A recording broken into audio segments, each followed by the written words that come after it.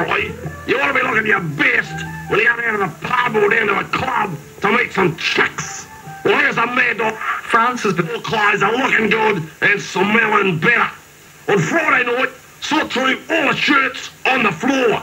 Now, it can be hard to tell whether you've worn one 2 times, 3 times, or maybe half a dozen times. So what you do is, one by one, throw the shirts against the wall. Now, the ones that lean against the wall probably need another day or 2 airing on the floor. But if one crumbles in a heap, pick it up, and you're on your way to party! You've been down the pub, and you notice that one of the boys is missing. When you get back to the flat, what do you see? And the bloke's sitting in the front room with a chick, and they're watching an officer and a gentleman on the video. Now, always remember this. They've got their rights, even if what your mate's doing makes you sick. But you've got your rights too. So don't touch the TV, don't touch the video, but get out AC/DC's Back in Black and slam it on. If she objects to that, well, she's a troublemaker, she can get out. Oh yeah, that's once she's washed the dishes and done the ironing. There's one thing that no bloke should have to put up with, and that's driving a girly car. Now, there are many types of girly car. If your mum owns it, it's automatically a girly car. Any make of car becomes a girly car when it has a sticker on it saying, my other car is a Rolls Royce, or secretaries do it better. A potentially girly car, like an Anglia or a Mitsubishi Galant, can be converted into a bloke's car if enough prawn to paint is used and one front mudguard is missing. A real bloke's car is a Falcon, or a Hemi Charger, or a 74 Chrysler. Now, some stickers are okay, mag wheels is good, and don't laugh, your daughter might be inside is one that most chicks find amusing. And oh yeah, real bloke's car can be any colour, just as long as it's black. For reasons that are very hard to explain, a good balanced diet of takeaway pizzas, Big Macs and Kentucky Fried Chicken can lead to your face turning into Zip City.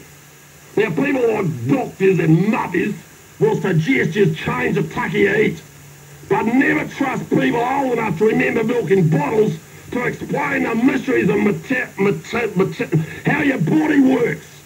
Zip's on the outside of your head, right?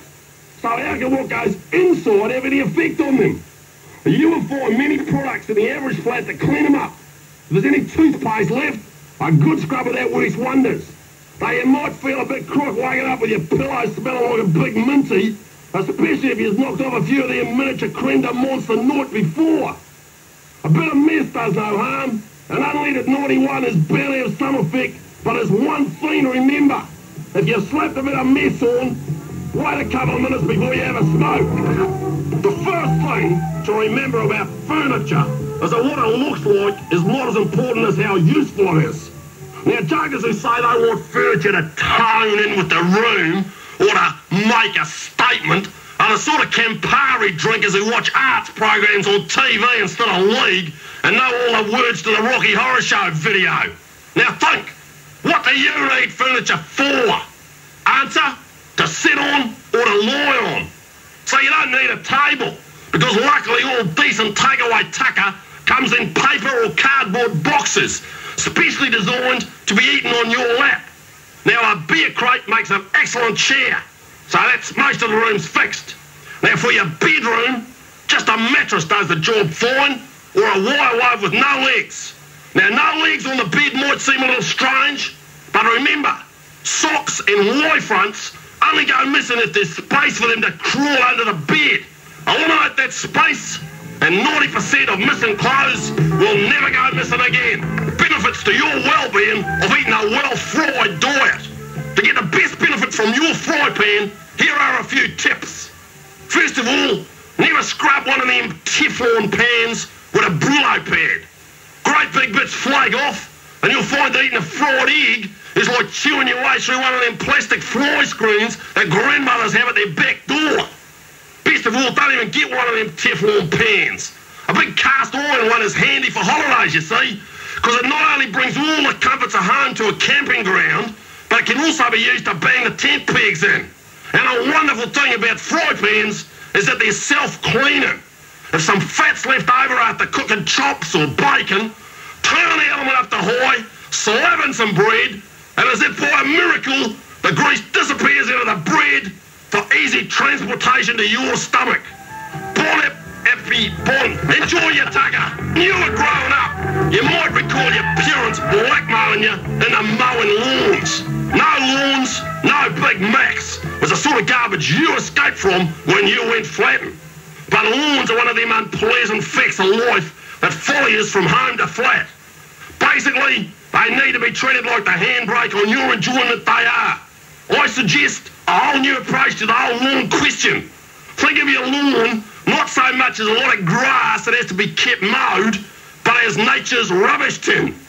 Broken beer bottles, jagged-edged baked bean cans and bits of the front window that fell out during Saturday night's party could all be a danger to your dustbin if stuck into a plastic bag. But what harm can they do to a patch of dirt and couch grass? Slam all out the back. And if anybody asks you why you don't mow the lawn, just say to them, do I look silly enough to risk my bloody life just to please you? Unfortunately, there will be times when food you eat doesn't mix well with the half tray of raw egg dry you drank before you ate it.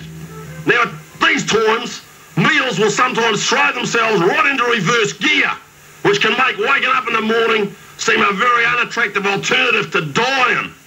Now, if you're on the lawn, the back step, or on the back of a ute, there's nothing that a good hose down won't cure. Clothes can present some... and get a flatmate to turn the hose on you. What the food was that made you crook must also be considered. Normal takeaways that have been transferred to your blanket will respond to hot soapy water and a good scrub. But if you had a curry vindaloo takeaway, take my advice. Burn the blanket. It is a matter of extreme importance that you have the sort of sound system in your flat that gives you what a jugger that likes to rock wants. Now, blokes and chicks and electrical stores and hi-fi shops will want to sell you gear that sounds like this. What you want is gear that sounds like this.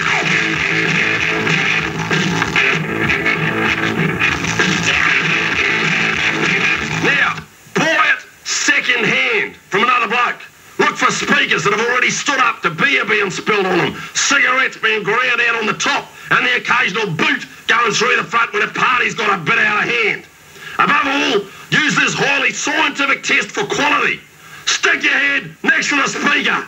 Turn up the music as high as it'll go. And if you're not forced to use sign language to complete the deal, don't buy it. One of the great things about being in a flat is that invitations to parties will automatically increase in number. Now, this is for one very simple reason. A good bloke who gets asked to a party automatically knows that what they meant to do was not just ask him, but also all the other blokes in the flat. Now, what is the right thing to wear to a party, being thrown by people you've never met before, and who may be surprised to see you, your flatmates, and 6 guys you played footy with at school coming through the door at their daughter's 21st? A collar and tie might be going over the top. Shorts and jandals may make you stand out, especially if the other joggers are all in dinner suits. But wear a tray of 24 beer cans on your hip and you'll be welcome at any social gathering. And if they still don't want you there, you wouldn't have enjoyed the party anyway. They must have been dogs. Welcome. We were talking last week about being at parties where, by an unfortunate oversight, the host had forgotten to invite you and your mates. Now, usually this happens because the host doesn't know you. But you heard from a mate of a mate's at the pub last week there was a stir on, which is good enough for any halfway decent bloke. Early on in the party, though, there are certain areas that are best left right out of conversations with a joker you don't know. Take it from Mad Dog. Point out some old chick to a joker and ask him what she's going to do for a dress when the circus wants its tent back, and you can more or less guarantee she's his wife and it's their home. Ask a chick who the droob and the bow tie is, and it's odds on you're talking about her father. So it's best to follow the Mad Dog party rules. Keep your mouth full of a beer can and food, and there won't be any room to get your foot into it. There may well come come a morning when you answer a knock on the door and standing on what used to be the doorstep is a policeman. Now, your opening words should be obvious. I'm just a visitor here, and the bloke that I know in the flat has gone to live in Australia. Because the odds are, when PC Plod makes the effort to visit the flat, he hasn't come to remind you to floss your teeth. To avoid lengthy arguments about whether you should accept a summons for failing to pay parking fines or being a breath or two over the limit when hooning around in the Falcon, we'll offer to pass on a message. Then tell the law you know the bloke named on the summons and give him a description of the foreman at the last job you were sacked from.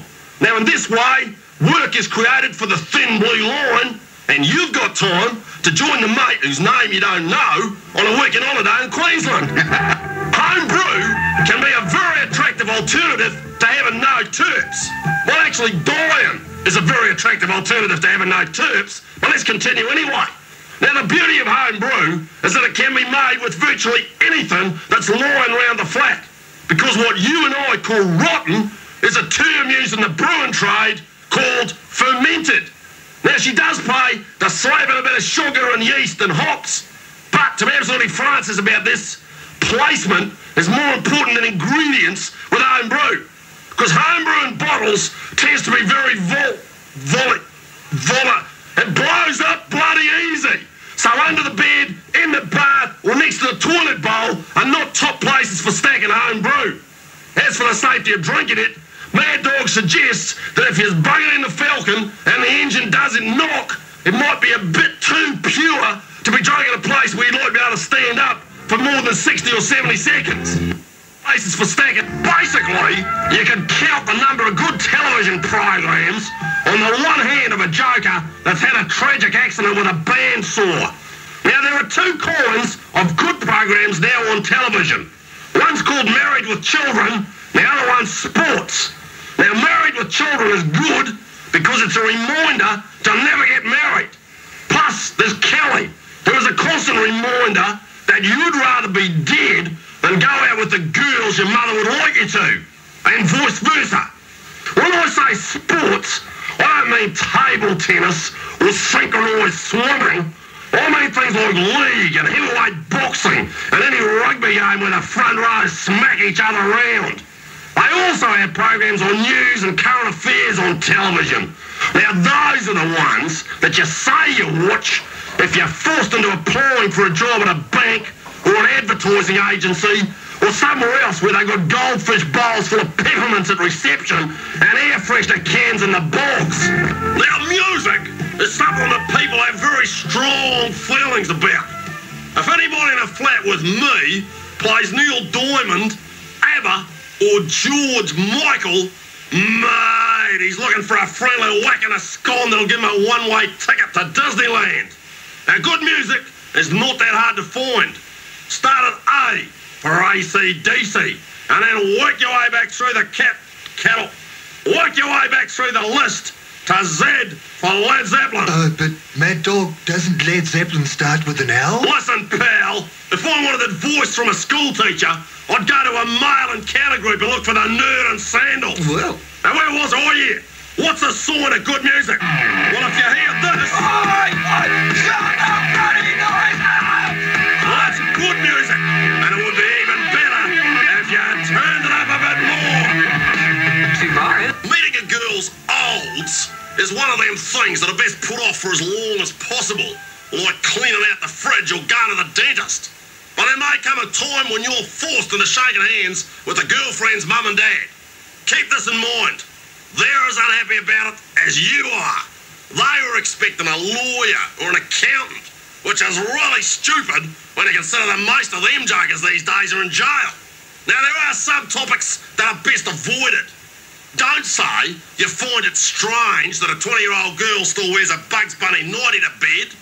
Don't say you find it strange that their daughter doesn't want a usual double vodka and orange. And it's probably not wise to ask to borrow her lighter when you want to smoke. Oh, and when you leave, don't spin the wheels on the Falcon until you're just off his lawn. Now, getting to the beach is important, and there's no way you can arrive there in any sort of style if you're in the wrong car. The car you want is a car that'll make jokers with Rotaract stickers look upset when their Mazda 323 cops a shower of gravel as you arrive. The car you want is a Falcon, or at least a car that looks good, painted with primer. Now, before you leave home, load up the car. What do you need for a trip to the beach? First things first, as many trays of raw neck drawers can fit into a Falcon, which in my experience is, it's about to be bloody heaps, mate. Now, you'll find that if you take enough tubes, you won't need suntan lotion. Mate, get them tubes inside you. You won't even feel sunburn when the skin's falling off your shoulders. Now, take a blanket to the beach and try to remember to bung it back into the boot. Now, don't worry too much about taking it out, because there's nothing like the aroma of wet sand and weak old spilled beer wafting through a car to make you think of them good days at Mirawa and PR being fished half-tanked out of the surf by lifesavers who for some reason don't think jokers trying to swim in jeans is a top joke. It seems to me that the minute a joker finds something he can enjoy, somebody passes a rule against it or tries to stop you doing it. Now let's take swimming in jeans. Now sure, swimming in jeans raises your chances of being drowned about 500 or 600%. And if they catch you before you drown, they pump your stomach out to get rid of the seaweed and sand and all that. But mate, it's not cool to stop and change into shorts. And who wouldn't rather be dead than uncool? Then there's sunburn. Now fair go, pal. It only hurts while you're sober. And in the weekend, how long is that for? Now, if it's long enough to think about skin cancer, you must be dodging your round. There is one thing that really should be banned, and that's poses in skin-tight Speedos. Because let's face it, if people can't behave in a socially responsible way on the beach, they should pass a bloody law against it. You might have noticed that a lot of chicks like to be taken to the movies heaps. Well, let me warn you about something. If she wants to see a movie called Ghosts, don't run away with the idea that it might be something really primo, like Friday the 13th, where the ghost comes back with razor blades for fingers and slices up heaps of chicks and nighties. Mate! The ghost is that greasy-looking joker out of Dirty Dancing. The only thing he'll do that would make anybody feel sick is crying. Let's not beat around the bush over this one. Any joker that can dance is almost certain to be the sort of #1 dork that opens car doors for chicks, asks you to stop smoking because you're in his personal space, and doesn't like AC/DC because they give off negative vibes. Now, if I was in the Falcon and he was on a pedestrian crossing, he'd soon be a bloody ghost, all right.